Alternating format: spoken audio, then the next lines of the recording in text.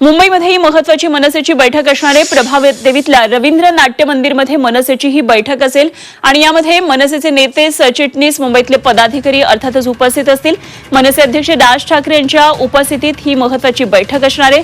मनसेची केंद्रीय समिती, मुंबई अध्यक्ष आणि संघटनात्मक बदललेली रचना या बैठकीमध्ये आज जाहीर होण्याची शक्यता आहे।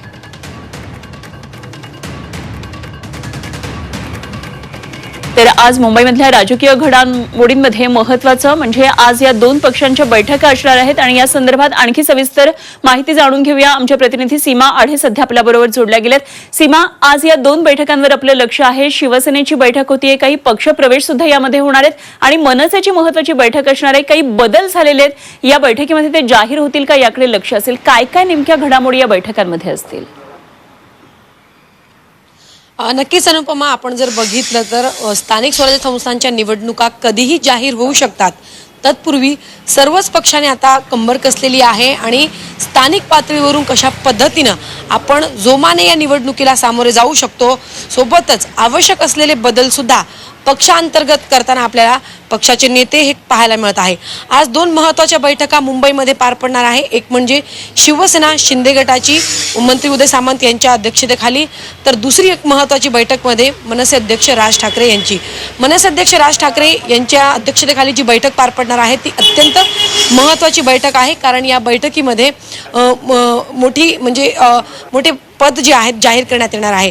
सगळ्यात महत्त्वाचं म्हणजे मुंबई महानगरपालिका आणि मुंबई महानगरपालिकेची निवडणूक डोळ्यासमोर ठेवून मनसे पहिल्यांदाच आपलं मुंबई अध्यक्ष जाहीर करणार आहे।